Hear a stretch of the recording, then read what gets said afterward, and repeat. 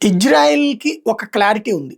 అమెరికాకి ఒక క్లారిటీ ఉంది. ఈ ఇద్దరి క్లారిటీ గాబట్టి, క్లారిటీ లేనిది ఇరాన్‌కి లేదా ఆ ఇరాన్‌ని నమ్ముకున్నటువంటి దేశాలకి. అందులో పాలస్తీనా.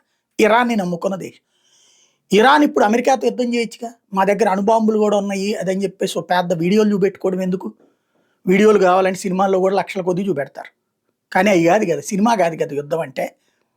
అమెరికా మీద ఎయొచ్చు కదా నీకు దమ్ముంటే. అమెరికాని ఓడించొచ్చు కదా నువ్వు. ఎందుకంటే అక్కడ యుద్ధం చేస్తోంది తెర ముందు ఇజ్రాయెల్, తెర వెనకాల అమెరికా. అమెరికా కోసం ఇజ్రాయెల్ యుద్ధం చేస్తుంది. అమెరికా ఎప్పుడు ప్రత్యక్షంగా యుద్ధం చేసి చచ్చింది ఇరాక్ విషయంలోనే, ఆఫ్ఘనిస్తాన్ విషయంలోనే.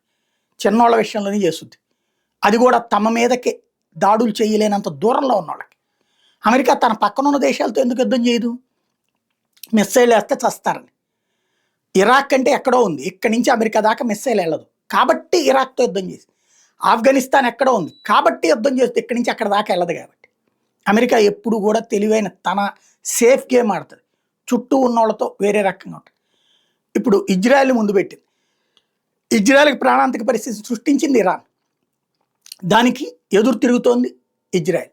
దానికి కావాల్సిన ఆయుధాలు సమకూరుస్తోంది ఇక్కడ అమెరికా. అమెరికాకి ఏం కావాలి? అక్కడున్న సహజ వనరుల మీద ఆధిపత్యం కావాలి. గాజాలో పాలస్తీనాలో సహజ వనరులు ఉన్నాయని కనిపెట్టింది అమెరికా.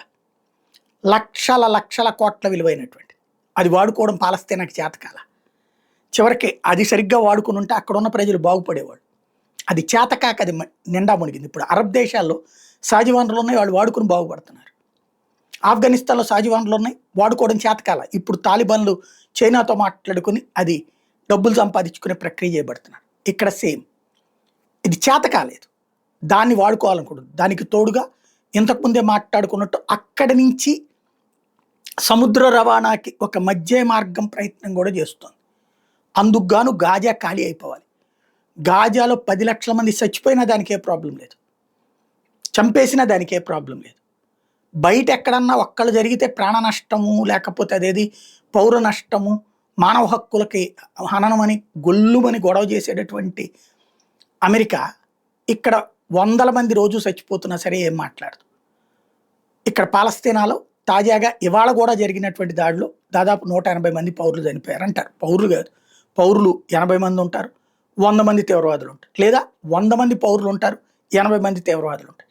అక్కడ నిస్సిగ్గుగా మరి కళ్ళెదుటే తమ పిల్లల్ని, తమ వృద్ధుల్ని, తమ మహిళల్ని తీవ్రవాదులు మానవ కవచాలుగా వాడుకుంటే ఎందుకు తిరగబడలేకపోతున్నారు? అంటే తిండి లేదు వాళ్ళకి, తిరగబడే ధైర్యం లేదు.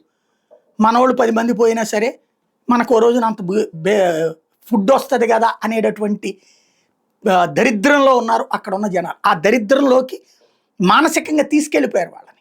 కాబట్టి వాళ్ళు అట్లాగ తమోళ్ళందరూ చచ్చిపోతున్నా, ఇది చావడానికి కారణమైన హమాస్ తీవ్రవాది ఎదురుగుండా ఉన్న అమెరికాని తిట్టుకుంటాడు, ఇజ్రాయెల్ని తిట్టుకుంటాడు, కానీ మతాన్ని కానీ అక్కడ జరుగుతున్నటువంటి అసలు దౌర్భాగ్యాన్ని కానీ పట్టించుకోడు. అసలు తీవ్రవాది హమాస్.